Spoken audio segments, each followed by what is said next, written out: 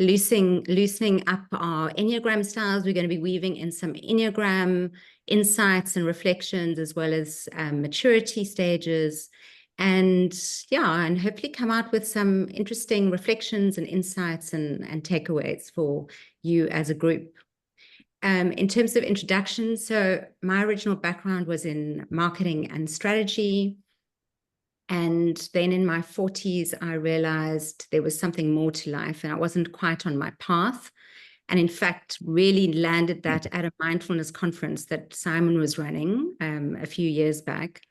And since then, have found my path far more by becoming qualified as an integral coach, which is where I first discovered the Enneagram and the stages of consciousness or stages of maturity, and have now become very passionate about the subject. I'm an associate of Aephoria's, working quite closely with them on some projects, and just loving this work, feeling like I'm on my path. And I think I'm going to leave it there and hand over to you, Simon, to introduce yourself. Thanks, Katie. Can I call you Katie? You may call me Katie. Or do I have to call you Kate? Hi, everybody. Lovely to be here. I've just landed back from the UK about 2 hours ago after 2.5 hours sleep and low oxygen pressure. So I'm not sure what effect that's going to have on my executive neural function. So time will tell. But I've really been looking forward to this afternoon session. An opportunity for Kate and I to be in reflection together and with you, and to drop some of the things that we've been thinking about together and in parallel, and to see what lands and also what can co-emerge as we drop some of these ideas and concepts in alongside brief mindfulness practices. So a couple of you I recognize, and for those I don't, very nice to meet you. Waltz. Okay. We just need to mute. Okay, I thought that was the first symptom of my lack of sleep, where I started to hear some strange voices. Yeah, okay. It wasn't. Okay, good. So I'm my professional training is as a medical doctor, and then later, after about 10 years, moved into psychotherapy, where I blended an integrative and actually integrally informed approach to medicine with psychodynamic psychotherapy. And in parallel to that, I've been exploring mindfulness, contemplative practice, in particular mindfulness, for about 30 years or so. And in particular, the more so-called contemporary approach to mindfulness that was made most well known by John Kabat-Zinn.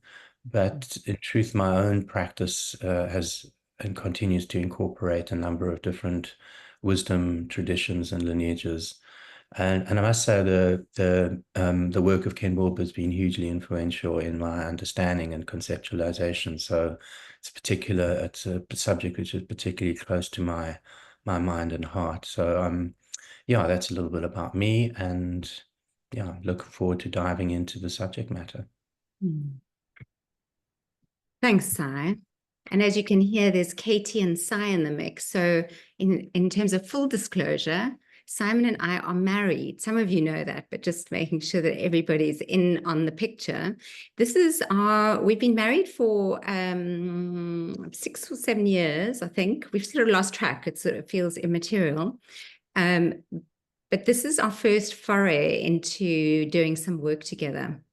And we're very passionate about the topic of how we, bringing together the threads of mindfulness with leadership maturity. And it's often spoken about in our home, and as we're drifting off to sleep, we're weaving things together. So we're very passionate about the subject. At the same time, it's an emerging subject, so we're not the experts.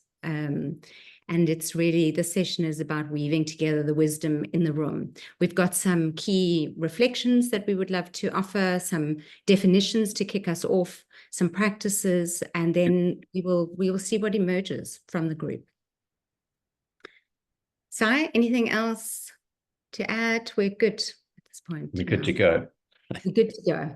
We're going to start with the practice. So I'm going to invite you to settle into your chairs, sitting in an upright position, but relaxed. So upright but relaxed. And taking a moment to locate yourself in the room that you're sitting in. Being aware of where the windows are and the doors.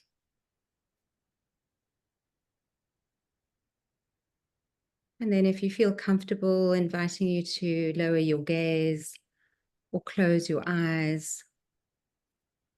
And know that you can open your eyes at any stage as you need to in this short few minutes practice. It's an anchoring practice.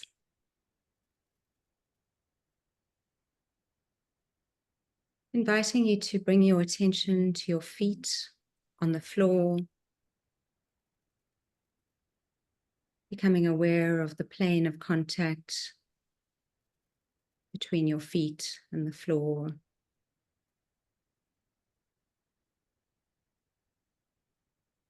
Feeling the stability of the ground beneath you.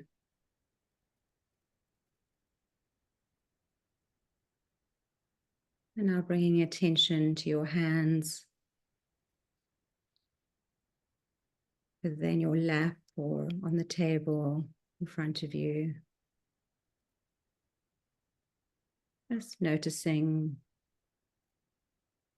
the point of contact between your hands, perhaps a temperature, a particular sensation. Whatever is here for you.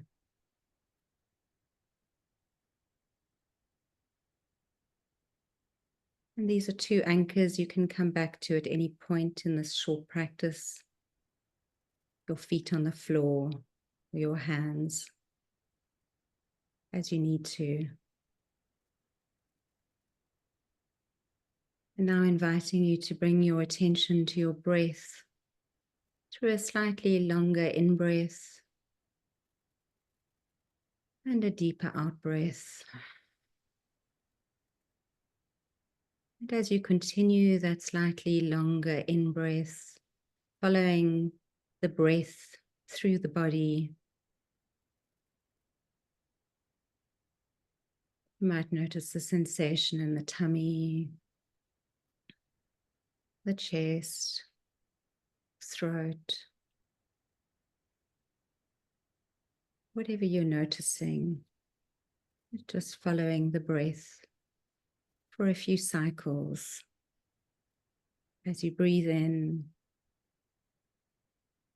and out.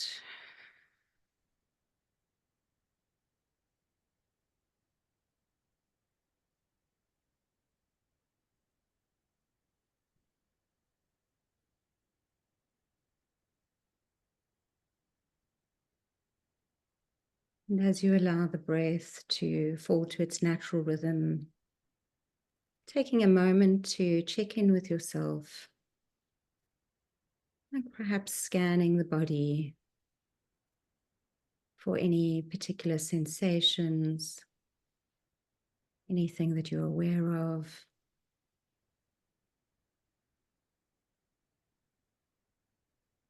Perhaps some constriction or tension or ease. Welcoming whatever is here. There's no need to change it.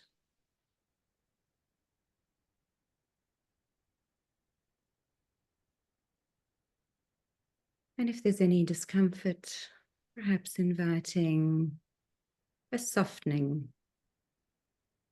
towards that.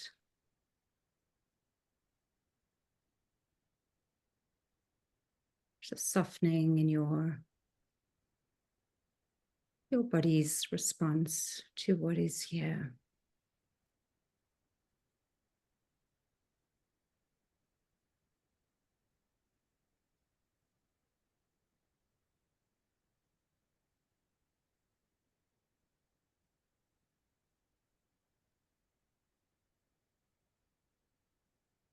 I'm just taking a moment to check in before we move into the session.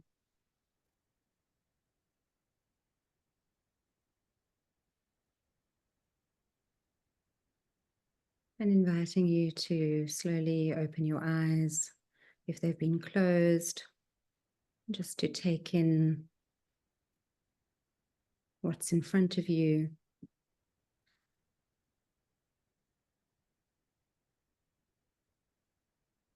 And then returning to the screen, to all these beautiful faces in the room.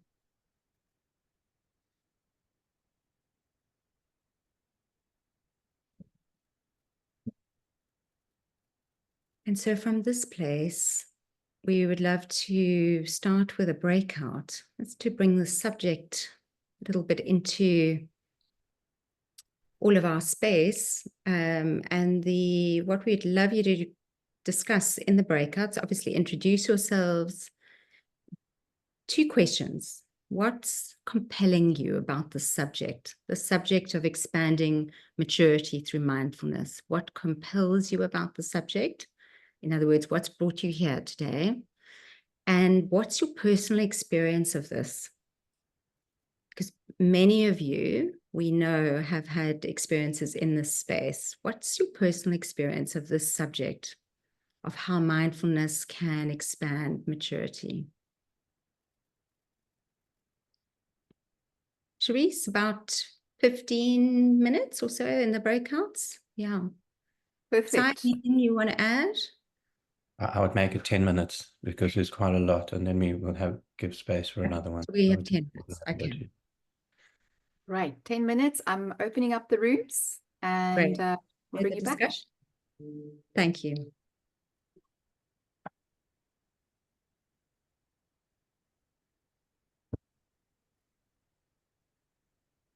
What's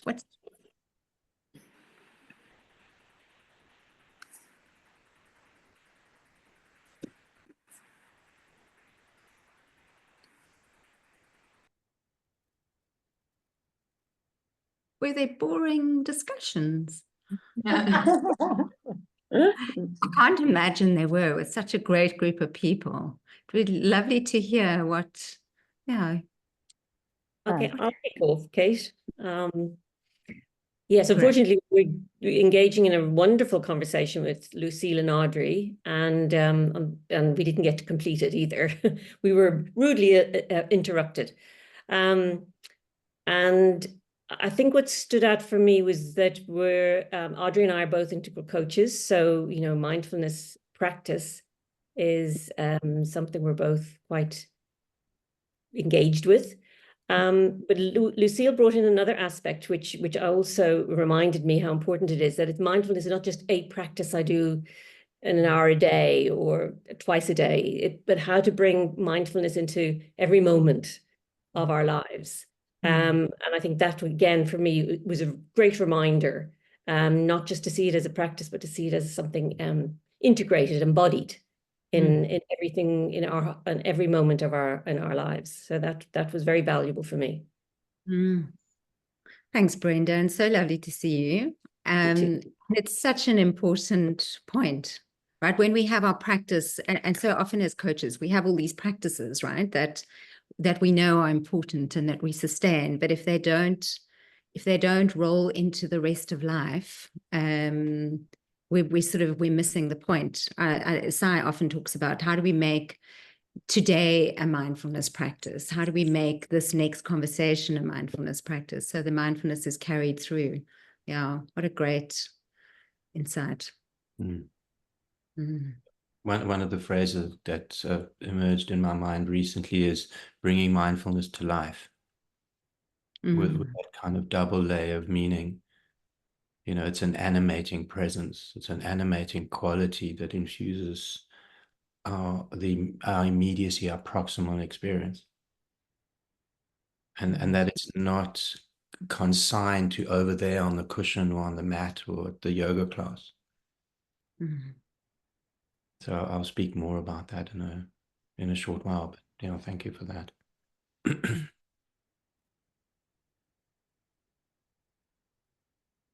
What else is coming up?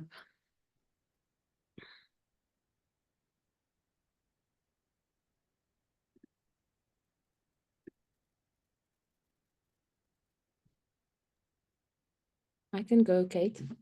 I think unsurprisingly in our group, the topic of complexity came up.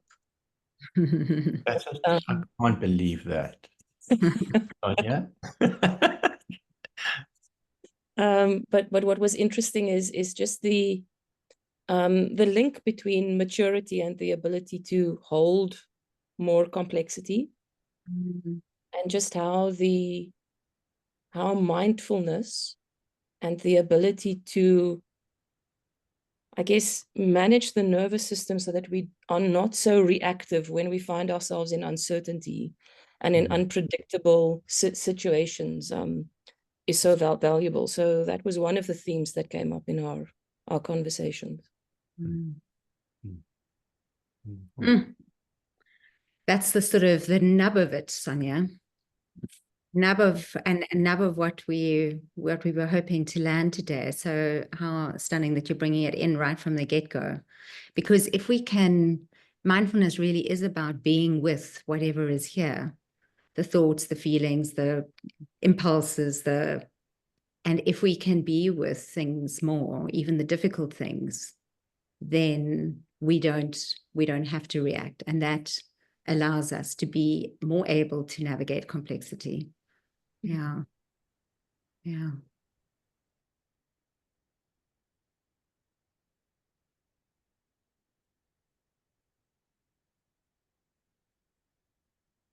So you might even see these moments where we're sitting waiting for the next person, or hoping somebody, in my case, speaks, as a practice. Notice the sense of the effect of waiting on your body or on your mind. And just see if you can really just acknowledge in the noticing that that's because actually the waiting is seeing the present moment as as something to get to the next moment.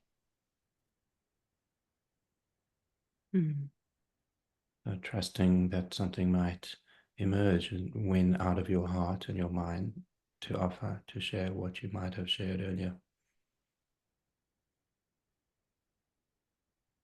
That will be helpful to the whole.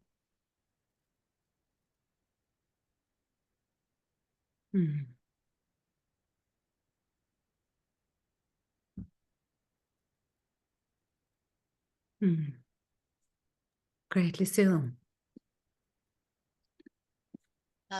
Simon, I just love how that invitation has just allowed me to reflect how seldom there are these pauses in so many of the meetings in corporates that a lot of our clients sit in.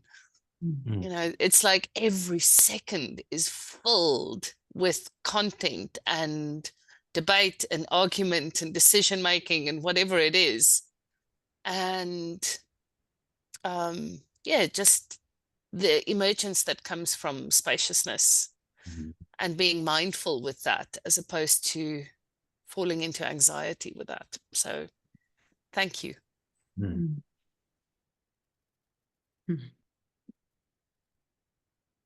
Susanne. To me, it was no problem to be silent and to just take the moment to actually check in what's happening outside of focusing on all of you. And your children crying in the background, and my heart, as a mother, I just wanted to go and see whether there's anything I can comfort. And I noticed the beautiful environment I'm in. And when we work, we're so focused on whoever is around us or the screen or whatever it is, we actually so often lose the connection to the world outside. So that was very grateful to have that pause. Mm. I'm curious if I could ask just briefly, Suzanne, what happened with your attention when you heard the crying?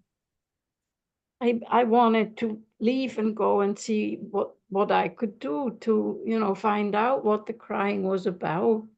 Mm. Just sort of I do that even in an airport when I hear a baby cry. I want to go and hold or comfort or do something like that. Mm. That's the first natural instinct. Mm. And then I also realized there are other adults in the house that can come. But almost instinctual, I want to tend Mm. to where there is discomfort. So there was this arising of an instinctual top bottom up felt sensation and experience with an impulse to move, to act, but you chose to not. Yes. So that choice point is a function of response flexibility or being with, not to get rid of anything, Right. but to allow everything. Mm. Yeah, thank you. Mm.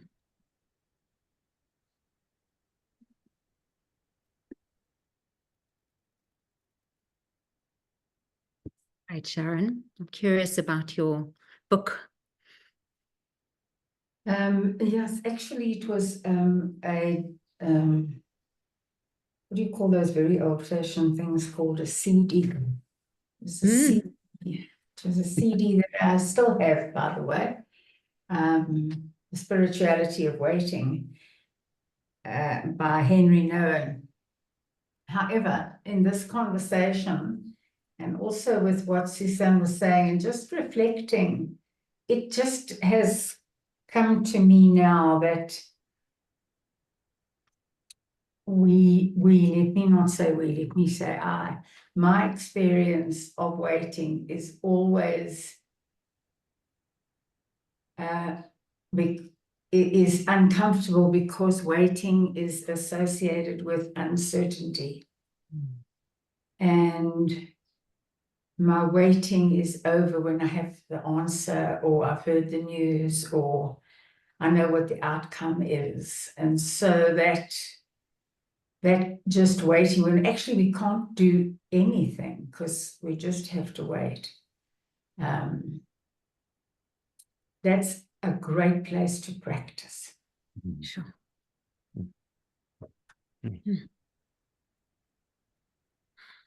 Yeah. So waiting for certainty. I think so.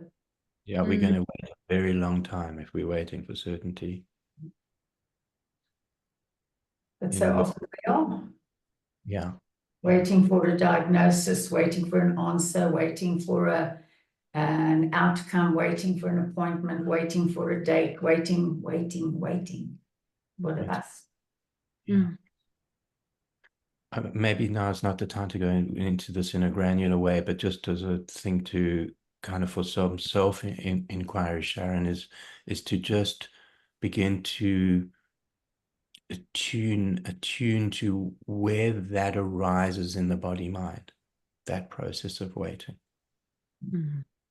Not only what it feels like, but where's its inception, where's its birth, and how can you be with that in a different way, or in a more compassionate way.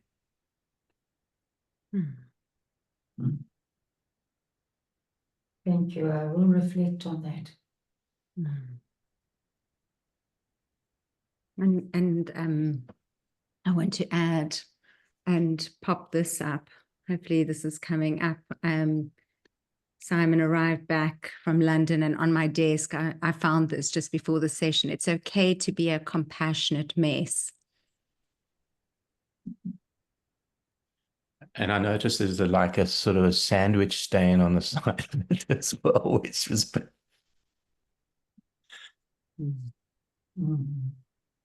Thank you, Sharon. Asanda. Hi, Kate. Hi, Simon. Hi. I think for me, I'm just like really sitting with this marriage that you guys are coming with here of maturity and mindfulness. And I think when I was reflecting on what my personal experience has been of like both maturity and mindfulness, in a sense, I can see just from like my own short history of practicing meditation and mindfulness, in hindsight, can see how it has been an essential component to my growth and development somehow. But I think I'm wondering how I'm sitting with this question of like how, if whether or not we can only view that marriage in hindsight, because we can't we can't kind of fast forward or move forward maturity, I guess, like, and that's the question that I'm sitting with, and or if mindfulness then becomes like an essential way to maybe lay down the foundation or create the space necessary for maturity to happen, maybe just from like the relaxation and the release that comes from practicing. Is it can it be a way to lay the foundation for maturity to happen, or is it like a tool that helps maturity to happen, or is it just like you practice and then you hope that maturity you become more mature or you develop in a way? Yeah, this is the questions that I'm sitting with.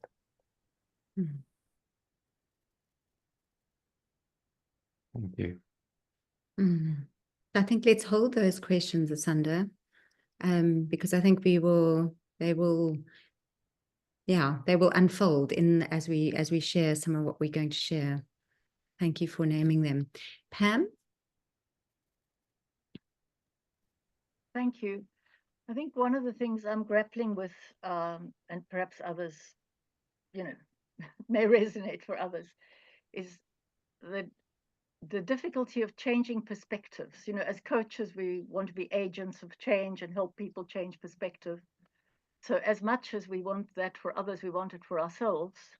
And I think that's the key sort of lever. If we don't change it for ourselves, it's a limited possibility in supporting others to do that. So for me, it's a lot around breaking down identity, and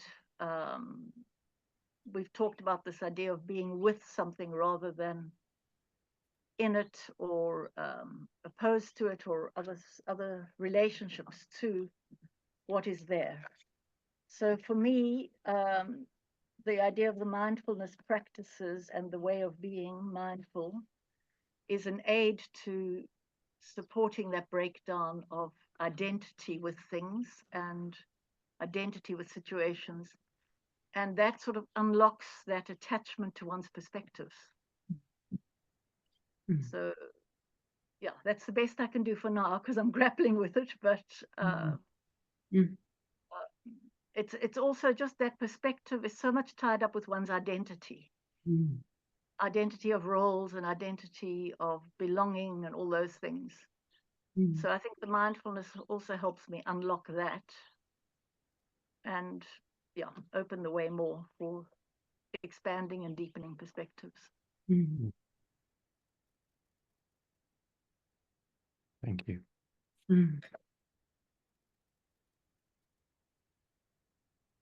I think thanks everybody, really rich insights to warm up the conversation. Shall we, Si, I'm going to move into sharing a few definitions just so that we also are aligned around what are we meaning when we're talking about maturity.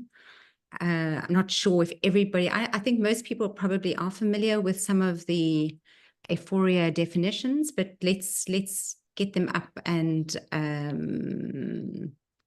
stop. That's fine. I can do that. And here we go. Yeah, that's coming up clearly, is it? Great. Thank you. Does it matter? No. Does it what matter? I can't see whatever's come up because I'm pinned to a spotlight. Charisse? I don't I can unpin you. I'm going to be unpinned. Okay. You're unpinned. Great. So here's the Aephoria definition of maturity. And notice the first line, it's difficult to define. So how do we define adult maturity? And a few pointers that Aephoria is making, it's an awareness of self. And I'm just trying to move my slides. There we go. An awareness of who one is. It's also an ability to understand our context and relationships from perspectives other than our own. It also includes an ability, and I think we're already hearing this in some of what we've heard so far, to modulate our responses to the world, potentially delaying gratification that enables us to achieve longer term and bigger goals in life, right? So it's hard to pin down, but there are some key pointers that reveal this idea of maturity. And if we add to this, let me move slides. If we add to this what Bina Sharma is saying, and this has been extracted from Thomas Hübel's latest book called Attunement, 3 critical markers of human maturity, which he references from Bina Sharma. So it's really an ability to also embrace tensions, polarities, and paradoxes, getting closer to reality and moving in the direction of what's difficult, as well as continuously providing feedback to self, other, and the system to enable an ongoing unfolding and growth. So we're seeing some commonalities, and I think we're also seeing, as we start exploring the mindfulness aspects, we're seeing some key things where there's some overlap, right? Which starts pointing to how mindfulness and maturity work together. But most especially being able to embrace what's here, embrace the difficulty, embrace the pause, the discomfort, the uncertainty, the waiting, whatever that is. So these are some pointers around leadership maturity and how we define it. In terms of the Aephoria maturity map that is currently being used, I think most of you have probably seen this, but if we look at the shell, it really starts on the inside of the shell there with self-protecting as the first maturity stage that we tend to see in young adults, and then unfolds outwards into the spiral of the shell. So from self-protecting, where my identity is, and I'm just going to cover this lightly because I think most people know it, but just to make sure everybody in the room this is what we're using as a reference tool today. So it starts with my needs. My identity is around my needs and wants, at self-protecting, moving into conforming, where it's all about what the group wants, and that being the focus. Specializing, where I can express my own opinion and I might have professional knowledge or a knowing about something, not a knowing, more knowledge about something. Then to performing, and we're including and transcending all the way through here, right? It's not as linear as it's sounding as I speak this. It's an including and transcending process. But into performing, and of course we can perform at any stage, but the performing that's being referenced here is around an identity of achieving greater outcomes through bringing together that technical expertise from a specializing stage along with greater people skills and EQ. And that enables greater outcomes to be achieved. And then moving into those are the conventional stages, as we name them at Aephoria, and these correlate with stages of consciousness by Wilber and Suzanne Kreuter and so on. If one moves to the post-conventional stages, we started internalizing, where it's all about having a richer inner world and my feelings are balancing me, into strategizing, where it's much more of a systems view of things, transforming, often a multi-systems view, and being where I'm just being. I'm not trying to control things. So and a sense that as we move through the stages, that there's a lowering of defenses, right, that enables greater openness to a wider perspective. We've already mentioned perspective being quite key.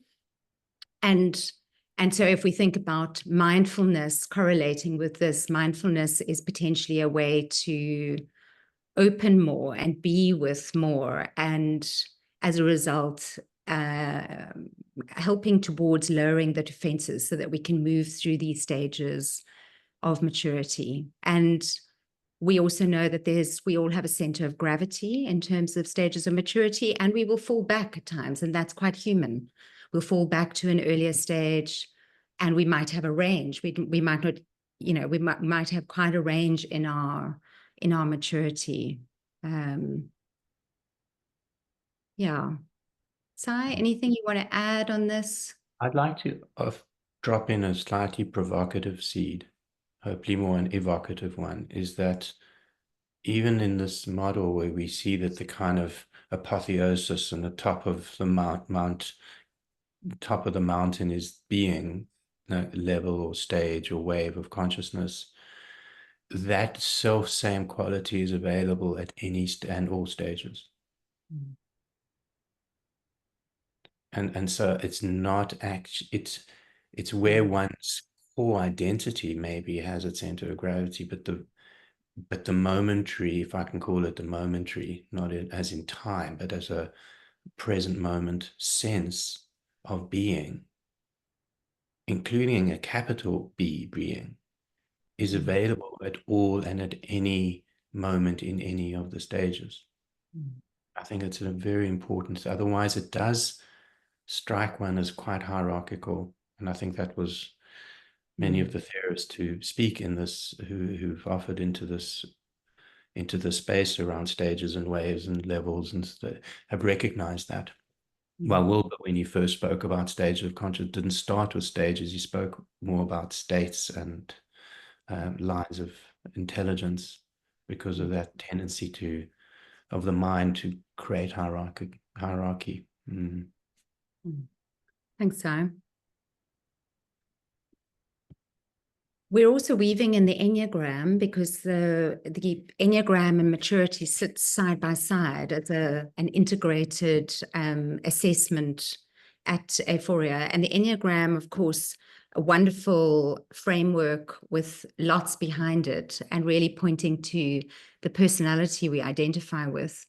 And we're weaving it in here because, like, if we imagine, I think most of us know the Enneagram quite well, but if we imagine disidentifying with some of the parts of our personality, and the many things that the Enneagram is pointing to, disidentifying with our fixations, our passions, our defenses, right? If we can start catching ourselves more in the act of those playing out, and again can cultivate more of a being with what is here rather than falling into those patterns, we start loosening our core, our main Enneagram types, our main narratives, our main patterns that we have going on. And in loosening our Enneagram patterns, we start expanding maturity, right? So the two work hand in hand. Yeah. So I think I'm going to leave it there, but it's really about unshackling some of these patterns by being able to see them. And mindfulness is a way of starting to see the patterns and being with what is happening, so we don't have to fall into the patterns.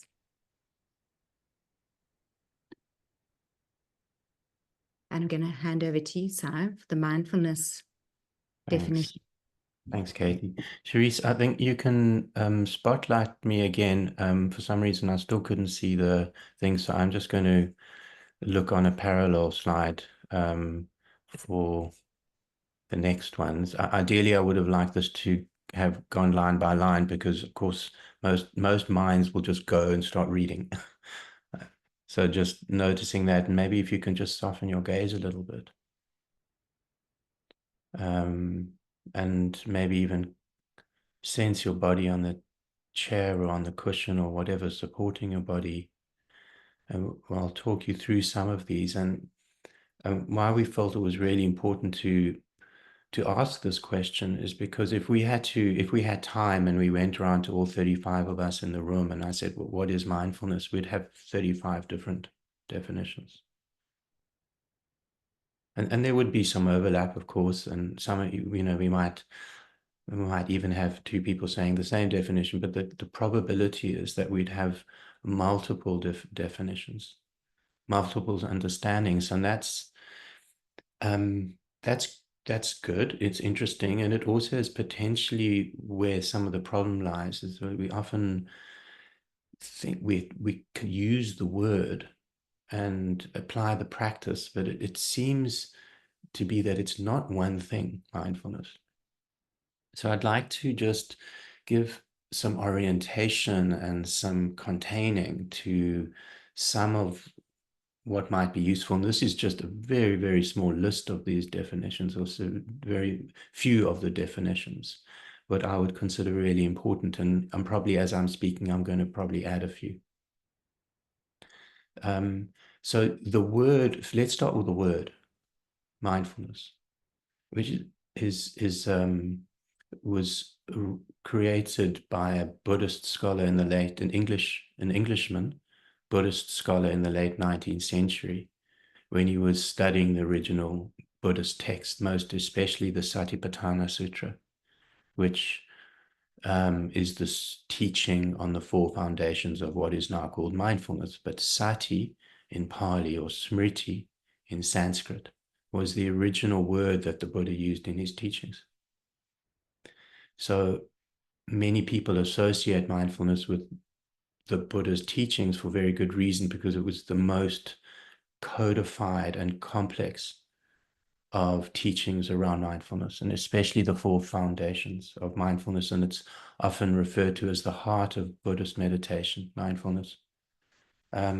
So sati, S-A-T-I, actually, it's a very, I mean, nobody actually knows why this person chose the word mindfulness as the interpretation. The Buddhist scholars subsequently have gone back and said the closer word to sati in English is remembering, capital R, remembering, as if their number way of understanding, remembering to pay attention, remembering to be present, but most importantly, remembering who we are in our essential nature, remembering who I am. And that's why it's such a foundational, let's call it practice for exploring identity. So another way of understanding mindfulness is pure awareness. Simple, essential, pure awareness. And an image that is commonly used to reflect what pure awareness is the sky, and that the various objects and weather patterns that move through the sky can have a significant effect on experience and perception. Clouds, for example, snow, wind, rain, and deeper into the cosmos, you know, black holes and so forth.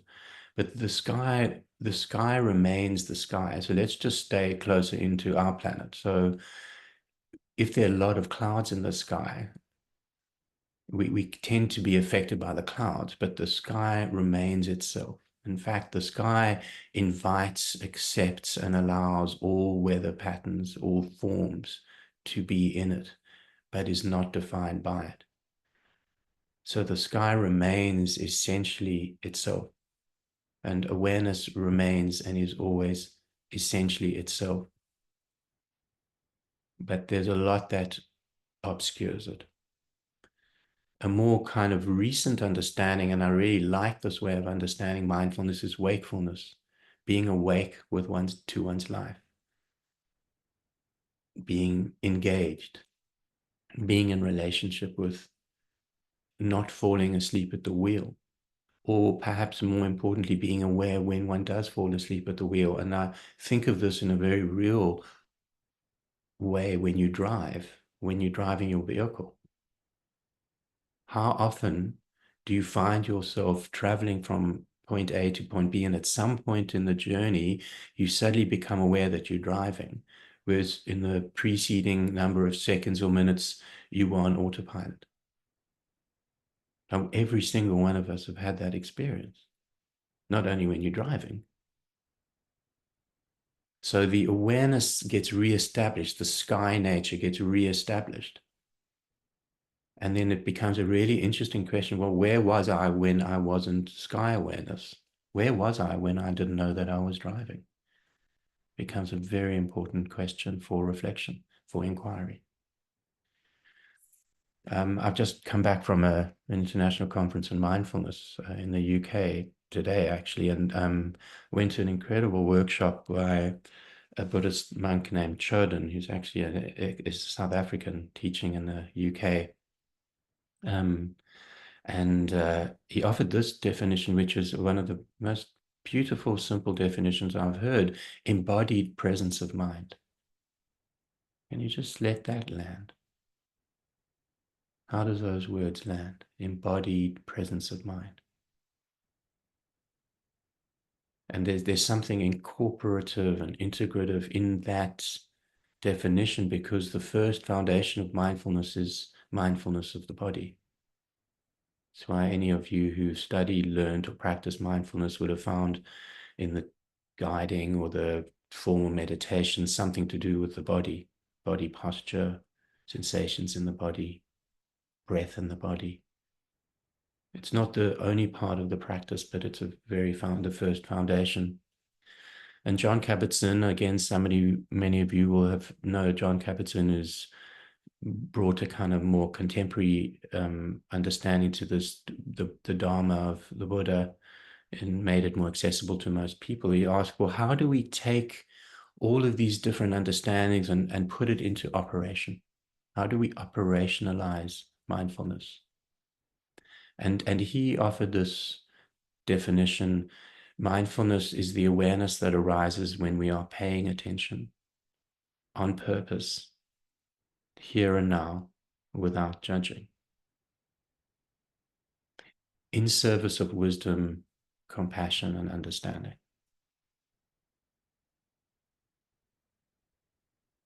The awareness that arises when we are paying attention on purpose, here and now, without judging, in service of wisdom, compassion, and understanding. So if we look at the first part before the ellipses, the awareness that arises when we are paying attention on purpose and without judging, they characterize three elements: intention, the intention that's being deliberate, like we deliberately cultivate these qualities, these capacities. Intention, attention, we need to develop the muscle of attention. And I'm trying to remember this. R.D. Laing, the Scottish psychiatrist, not K.D. Laing, the vocalist. R.D. Laing says, if we fail to notice that we fail to notice, there's nothing we can do, or we aren't able to act. So the capacity to work and develop this muscle of attention is a skill, if you will, a fitness that requires a certain kind of effort. And then the final of the three is attitude: intention, attention, and attitude. The attitude are these qualities that infuse us attention, which are characterized in a number of ways. I would say the most essential are the qualities of non-striving or effortlessness, which is the antidote to waiting, because the very qualities of waiting can be held with this effortless allowing. So we're not trying to not wait. Waiting becomes embraced in a much broader embrace. And the second I mean, of course, there are many more, but the second is compassion, kindness, heartfulness, heartfeltness, which is, it's a quality that is, if you will, built into mindfulness, and it can also be cultivated in and of itself. And I would say that, you know, compassionating, in other words, bringing it into one's present moment, especially in relation to oneself, is medicine that we are desperately in need of in our world. Have you noticed? Like the absence, the loss, the forgetfulness, that's it. The opposite of remembering, of course, is forgetting. So we forget that. And the nature of the sky is compassion. It allows everything. It accepts everything. It rejects nothing. So compassion and non-striving. And I think this is also incredibly valuable to say that mindfulness is not a technique or even a meditation practice. It's a way of being.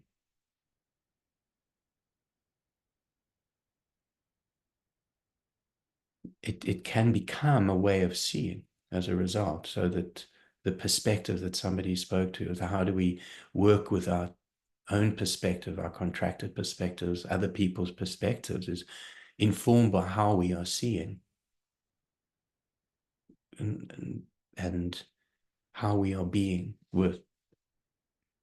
So another way of defining or describing, should I say, mindfulness is being with things as they are, where we are, without preference. So we're not pushing away what we don't like or pulling towards us what we like. We're available to the isness, to the actuality, to what's actually here. And what's actually here is what we call reality, or at least a little part of reality. And one thing I didn't put in here, and I really want to drop this in now, is mindfulness is relationality, with a capital R. Mindfulness is relationality. Everything is in relation to everything else. The Buddhists call it dependent co-origination or interdependence. And in these big words, but if you just look at your own experience, at some point it becomes obvious that nothing is separate from anything else. If you go shopping and you get a bag of apples, the complexity, Sonia, of all the different elements that will require both the natural world and other human beings that allowed you to pick up a packet of apples is a reflection of these relationships. And of course, a relationship with ourself, which incorporates self-compassion, which is probably the medicine we all need the most, cultivating self-compassion, kindness with ourselves. And one of the great influences in my life has been this phrase by D.W. Winnicott, who's was an English, he's actually a pediatrician and then became a child psychoanalyst, child psychotherapist, and many of you will know of his work with, you know, authentic self and false self and, you know, good enough mothering. And, you know, he was a total genius at understanding relationality. And what he realized is that in attachment trauma, attachment dysregulation, what was disrupted was the sense of being held, being seen, being understood. And that discontinuity is what we're all trying to heal and repair. And he referred to that as going on being, or continuity of being. What a magnificent invitation is that? That as we cultivate this quality, or this, it's an ineffable quality of being with, of presencing, of embodied presence of mind, we stitching together moments of continuity of being. So for the purposes, and Katie's already alluded to it, for the purposes of our reflections this afternoon, we would like to work a lot together with this being with ... Like to operationalize it for ourselves. Being with ... What does that mean? What does that look like? What is the impact of that? And just briefly, there are a lot of misconceptions about mindfulness. So let me just say mindfulness is not conceptual. It's non-conceptual. Right now, of course, I'm offering you concepts. So you might say, well, clearly you're wrong, Simon. But if mindfulness is reified and conceptualized, it's not mindfulness. The reason that is so is because if you think about all the things about mindfulness, the part of you that is aware that you're thinking is mindfulness. But for our purposes, we need concepts. But in its essence, awareness is non-conceptual. And as such, it is not what you think. It's also not a technique, although there are forms of mindfulness which can help us to build the muscle and to develop and refine the qualities that we are speaking to. And while attention is a central element, if attention is dislocated or fractured or separated from the core qualities of attitude, especially compassion, and dislocated from intention, especially attention around ethics, acting for the well-being of self, others, and all beings, then it's not mindfulness. And the final thing I just to mention is that mindfulness is not relaxation spelled differently. It's not a technique, and it's also not a relaxation technique. If you're feeling super tense and are deeply present with that, you might not feel relaxed. In fact, you probably won't. It can incorporate, and often does, periods and experiences of one feeling deeply relaxed.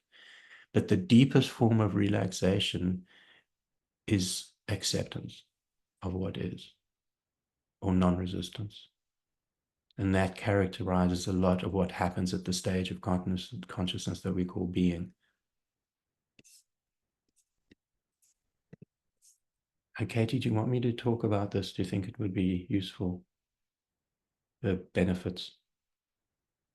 I'm noticing we're almost 5:15, so Okay.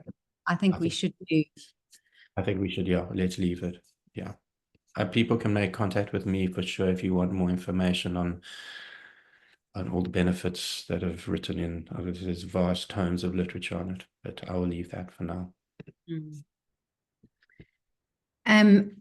And so if we bring together these ideas of vertical and horizontal development, and the integration that happens through the intersection of them, I think horizontal development, those of us who work closely with Aephoria will be familiar with these things, but it's really referencing a lateral expansion at the same stage. So whatever your center of gravity is in terms of maturity stage, it's lateral expansion at that stage, whereas vertical development is referencing more maturity that is through upward transformation and at times downward fallback or aggression. And then, Sarah, do you want to add in that we've added in a Thomas Hübl reference here, which is also very interesting to think about.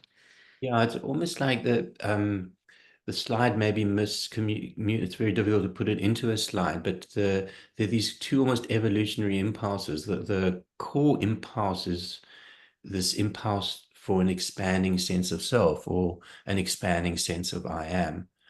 And then that co-occurs with the horizontal sense. So the vertical sense is, as we expanding through, let's call it the stages of maturity, we are increasing our becoming. We are becoming more of who we actually are in our essence. And as we integrate it horizontally, land more in the belonging. We belong maybe even with ourselves, with our family, with our friends, with our kinships, with our communities, in communion with. There's a sense of affiliation, of mutuality, of relationality. And so there can be like, I got pips on my shoulder because I'm at strategizing, and I'm a 2. Can you imagine the combo? It's like, the pride that comes from being at strategizing. So it's very easy to fall into the mentalizing of the development through the stages, and maybe not recognize that to integrate horizontally is to land in our belonging, which is an essential part of our experience as human beings, experience of our human relation to other beings, all beings actually, not just human beings. Yeah. And I love how Thomas Hubel brings it together, and he talks about wherever we find belonging in that horizontal area, we can become. So wherever we find belonging, we can become and we can grow into maturity. Mm-hmm. Which is such a beautiful way of describing the intersection between the vertical and the horizontal development. Mm-hmm. And so we're on the ladder. Are we on the next slide? Yes. Okay. So one of the wonderful, accessibility and the applicability of mindfulness as this way of being or being with is, and I alluded at the beginning, is this capacity is available at any stage and of course in any and every moment if we remember. Mm-hmm. So it helps us to develop, as we've been speaking to, the stages of maturity, to incorporate, integrate at the stage we are, and then there's this expanding sense of who I am, and more is incorporated. We don't bring stuff in, we become more aware, and then we notice more of what was always there. That's the include and transcend model, which I love. Morba's really brilliant contribution can be captured in those 2 words, include and transcend. And I think we need to be really wary of the exclude and transcend of spiritual bypassing. And at the same time, it's imminent. So wherever we are, mindfulness is like the here and nowness, the isness, the presence of mind, the presence of body, the presence of other, is as much of mindfulness as the include and transcend through the stages. And we've put here a kind of wooden ladder, so which gives the sense of this kind of developmental model going up the stages, but everywhere on the ladder is equally wooden. Wood is there as its nature. So even at the lowest stages, now, one could argue, is Donald Trump ever going to have a moment of mindfulness? It's a good question. I don't know if it's answerable, but most people can have these moments where there's just that quality is available at any stage. So it's both a transcendent model or way of seeing and an immanent model, which is kind of encapsulates the kind of vast span of the spiritual, psycho-spiritual development. Mm-hmm. Yeah. Are you on the next slide, Katie? So I think just to take these very kind of high level, kind of quite sophisticated and understanding definitions, just to bring it down to the most basic aspects of phenomena, experience, what is referred to, called the triangle of awareness. In your own lived experience, in my own lived experience, we have these domains of experience: thoughts, sensations, and feelings. Now, feelings is a bit more complex because feelings in this case refers to both emotions and feeling tone and mood. but we'll give it that kind of a general thought. Thoughts, sensations, feeling, nothing in the domain of your experience will fall outside of these simple kind of categories, which are always in relationship. And the mindfulness allows us to begin to see their relationship. And the more the seeing, the more the being with, the more the recognition, and more these qualities of allowing and compassionating, being kindly towards them, the less we'll be attached to them. We wouldn't try and get rid of them. The less we will be clinging to them, is the phrase, or identified with, and so make an identity out of them, especially if those thought patterns are a narrative driven by any number of other complex things. So with that in mind, it might be nice just to do another short practice and a brief inquiry. Katie, are we good with that? Yep, let's do that. So what I'd like you to do, I suspect you've never done this meditation before. So guided mindfulness practice is to get your cell phone and hold your cell phone. Have you all got a cell phone?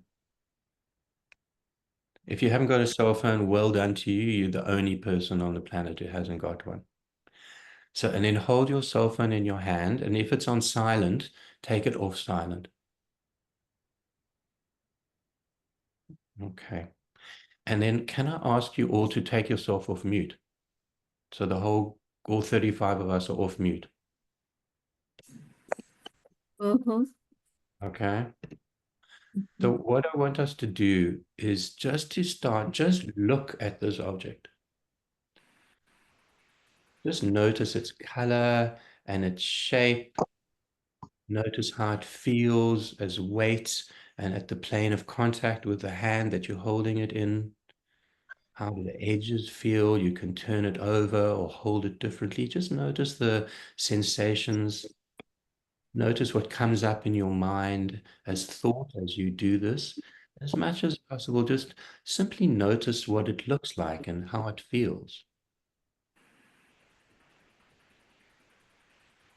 And you might there will be popping up of sounds. I don't know if we're going to, my hope is that we would just pick up sounds that bubble through as notifications ping. I'm not sure if it's going to work on this format, but we can try. And it's probably not going to work. So maybe we can go back onto mute. We would have done this if we were all sitting in a room together. So let's go back, if you'd back onto mute yourself. And then just when you're ready, turning your cell phone on, just clicking the home screen on. And just notice what you see. And notice what effect that has on your body and the form of feeling or sensation, or on your mind.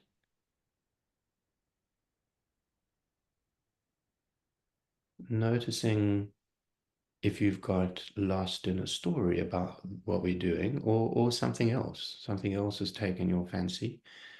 And if possible, can you simply notice that you are thinking? And don't reject the thoughts, just notice that they are thoughts. And bring your attention back to simply looking at your home screen. And then opening your phone, opening the home screen until you get whatever you get, and see where your attention is drawn to, which app. Notice that sense of being drawn to something. Why are you being drawn? What does it feel like? What is the mind thinking? What thoughts are being secreted?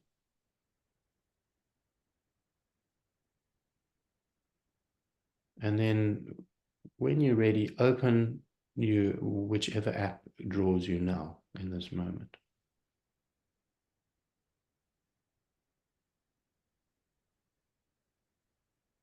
And as you do that, notice how you feel in your body. It might be a very, very subtle sensation, or a feeling tone, or an atmosphere, weather pattern.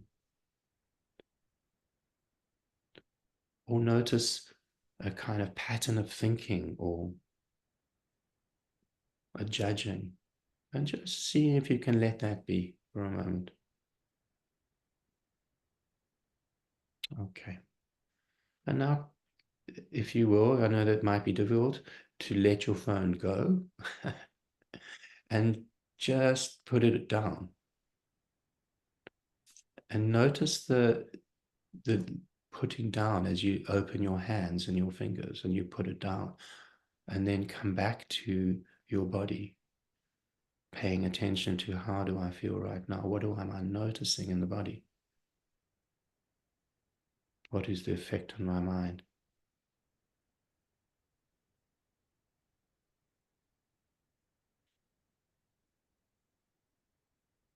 And then perhaps noticing your feet on the floor and your bum on the chair as you ground yourself in your seat.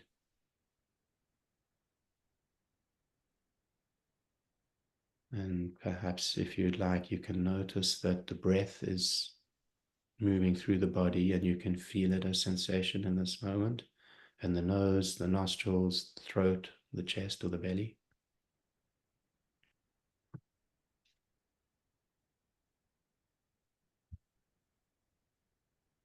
And then lifting your eyes up to the screen, connecting with the beings looking back at you. And then if you'd like, just to pop out some immediate reflections of what you noticed, or what happened, or what arose in that brief practice.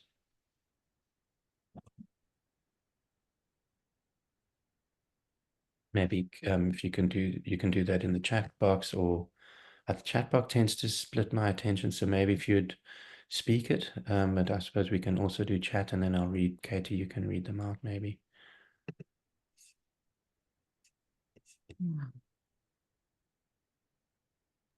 No space. I didn't have any objectivity. It was exceptionally difficult to have any space between the object and my ability to observe it. It was intensely engrossing. Would it be possible, Megan, to say, when you say intensely engrossing, what was your experience? Was that a feeling? Was that a mental thought process, or was it body-based?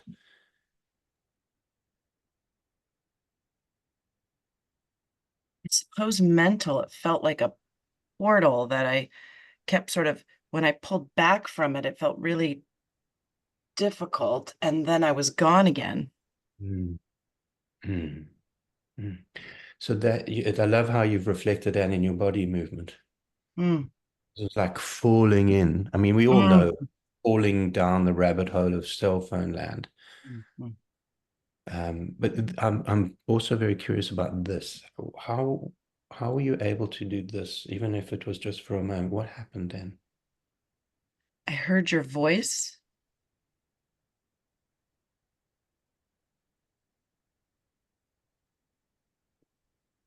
I heard your voice, and it felt like something back here sort of came back, and I could sort of have a yeah, that, I guess I would use that word, mindfulness. It was like I was here again. Yeah. And how did it feel to be here again? Like a life raft. Beautiful. So it's like I love that phrase. It's like we literally come back to ourselves. That's what it means to remember. That's why sati means remembering. Thank you.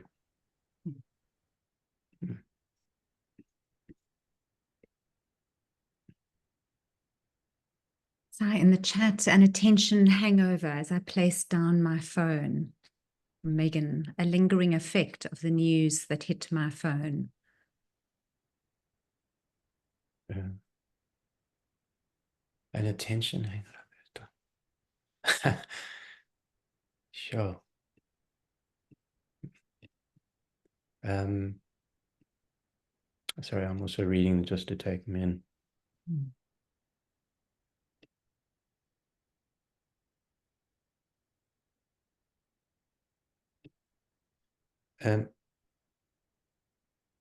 Natalie, are you here? Would you be willing to, like, I can't see you on the screen because I'm on Spotlight. I'm right here.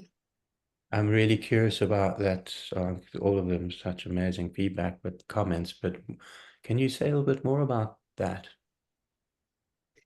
Yeah, I mean, so when I picked up my phone, I mean, all the apps were stimulating some conversation in my mind about the future, about booking something, or how this app links to something tomorrow or next month or in the holidays, or so something about visual stimulation, creates this connection to the future, and then how strong that thought process can become, and then carry me away until I actively choose to come back to my body. And I guess the body is the grounding. It's like, no, you're not there, you're here.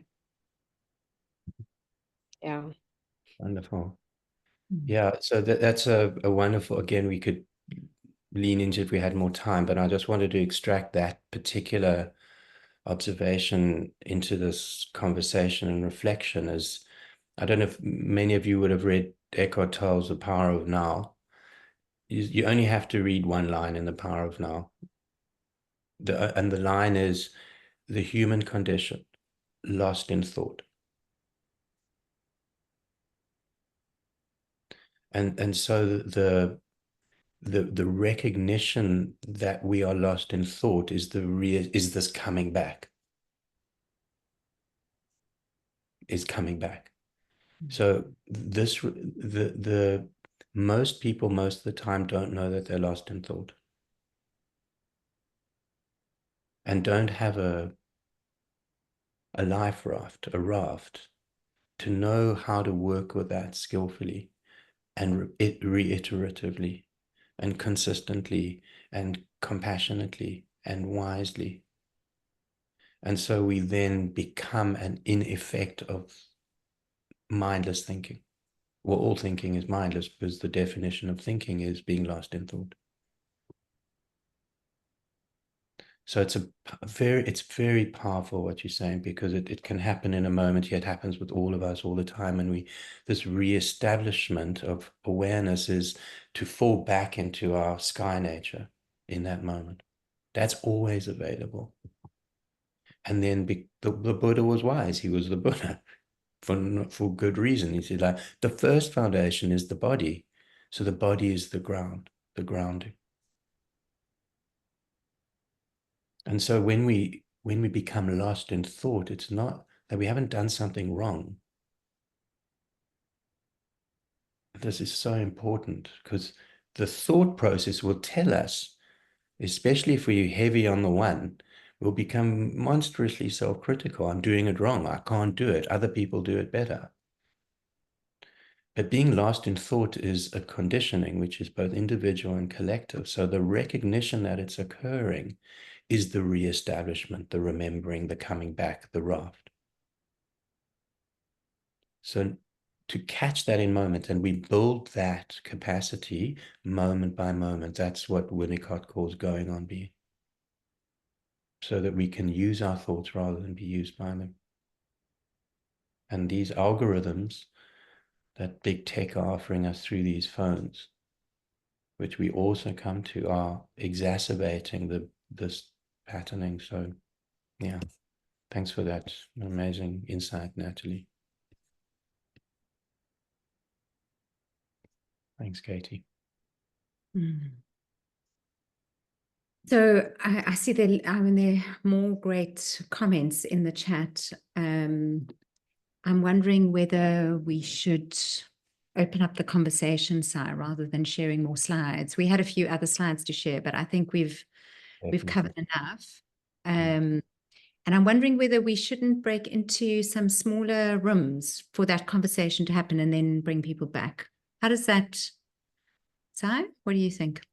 Well, how long? We've got 22 odd minutes, so So maybe 10 like, minutes breakouts and then 10 minutes to thread back.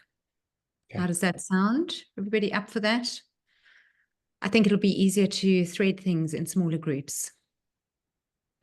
and so with the particular question that you want to put here. Perhaps what's landing? Yeah. What's here for you now? What's here for you now?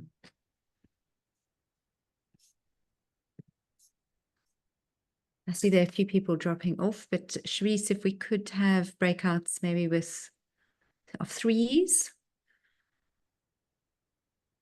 just to pull the threads. So what's here for you now is the question.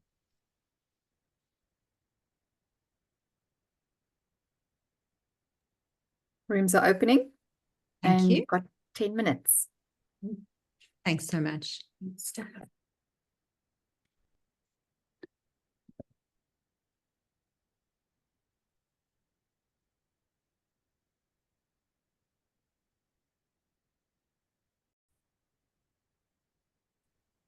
Diane. We just ended on a really neat note that I thought I'd share because one of the group mentioned their insight about how the motivation of their type may drive the theme of what took their attention onto the app and the phone. And I was noticing for me that it was maybe less my type. I think my dominant instinct of self-preservation did have a connection to what's going on in work that I'm not paying attention to right now that I should know about. So I'm ready when I get ready to leave here and go there.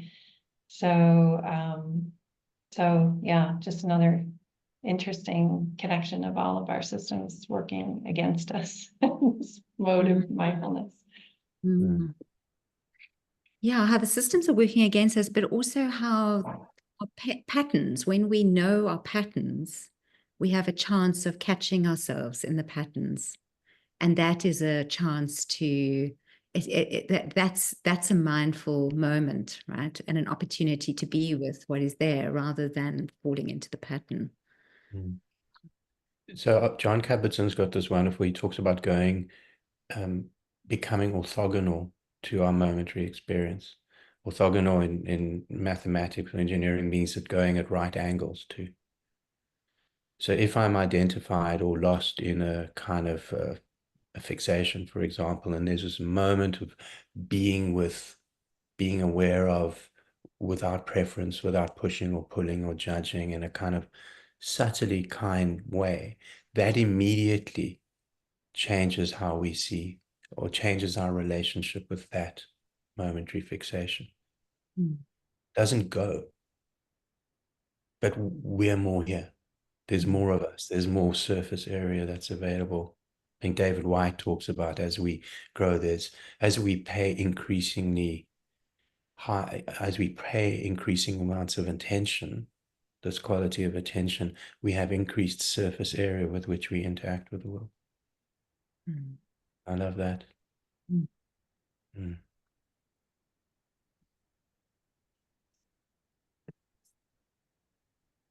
What else is here?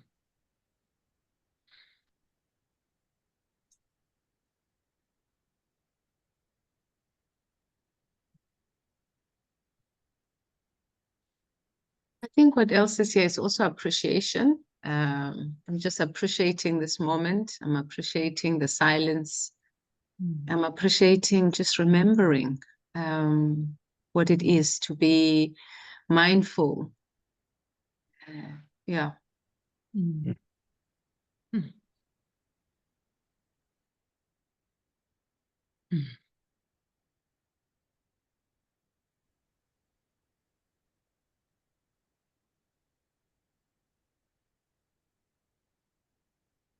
Yeah, this very moment is the practice.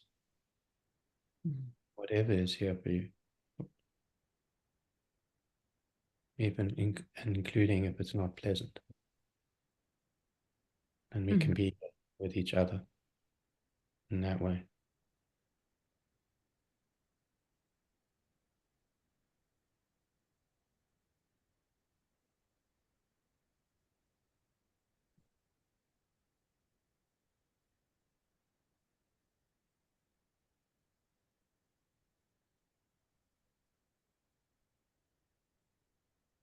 It would be lovely to hear from one or two voices to close us out.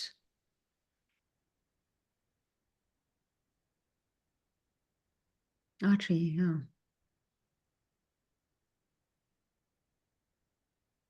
You're on mute, Audrey.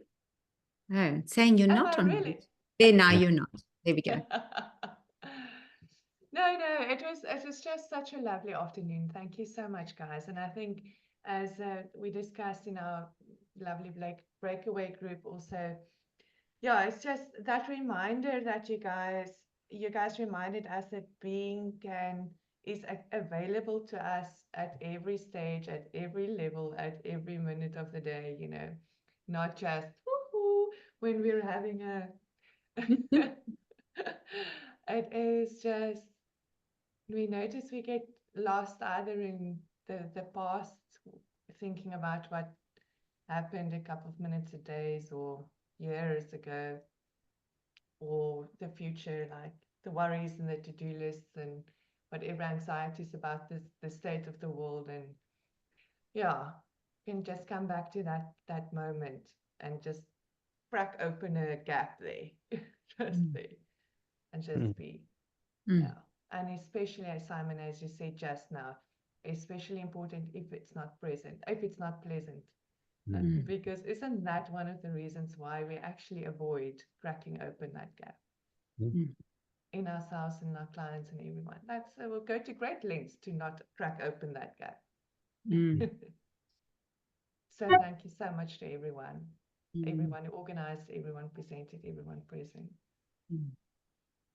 Thanks, Audrey. And ain't that the truth with our Enneagram patterning? There's a moving towards and a moving away from. So it's really landing as you say that, Audrey. Megan? Just struck by that crack where the light gets in. And that life raft feeling, how it also feels like what I would call love. No matter what's there, it also has this quality of this sort of essential, the word I would give it is love, that feeling, no matter what else is there. And I'm just curious about your thoughts on that.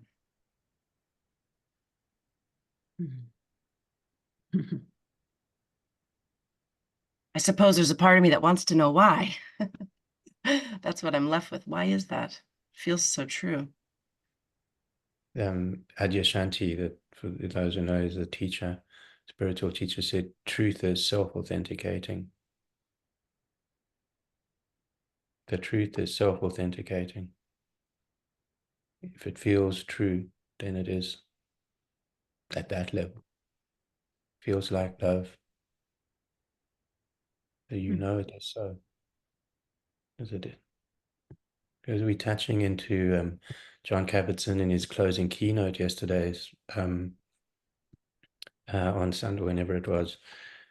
He reminded us that we the species that is Homo sapiens sapien. As Linnaeus qualified us, our species, Homo sapiens sapien, the species that knows and knows that it knows. And when we rest back into our humanness, then we realize that being loving is actually in our deepest nature. You don't need to know why. You just know. Because you're just being yourself. How beautiful. How simple. How essential. As in essence, and so important. In the Shambhala tradition, they call it the great sun of the Golden East. Wonderful image.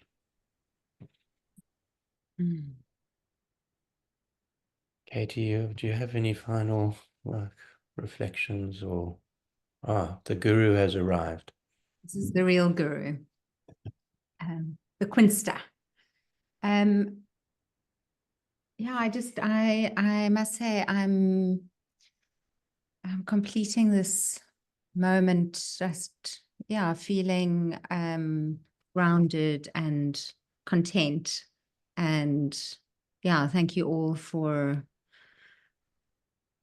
traveling this mini journey with us this afternoon, and for leaning in and being curious and being willing to try something different as an experience. And yeah, thank you. Thank you so much, Kate and Simon. Huge gratitude for this session, and for everybody also for being here, for your sharing. It's been a beautiful session. I'm feeling so relaxed and grounded just from your energies and from your sharing. So thank you. Really, really thank you so much. And also, just to let everybody know, you'll get the slides and the recording and the sign up link for our next sessions, and it will be in September, and it'll be about a case study, so very exciting. But yeah, if you just want to come off your speakers and say goodbye and thank you, that's great. Thanks, everybody. Thank you so much. Thank you. Thank you. So much.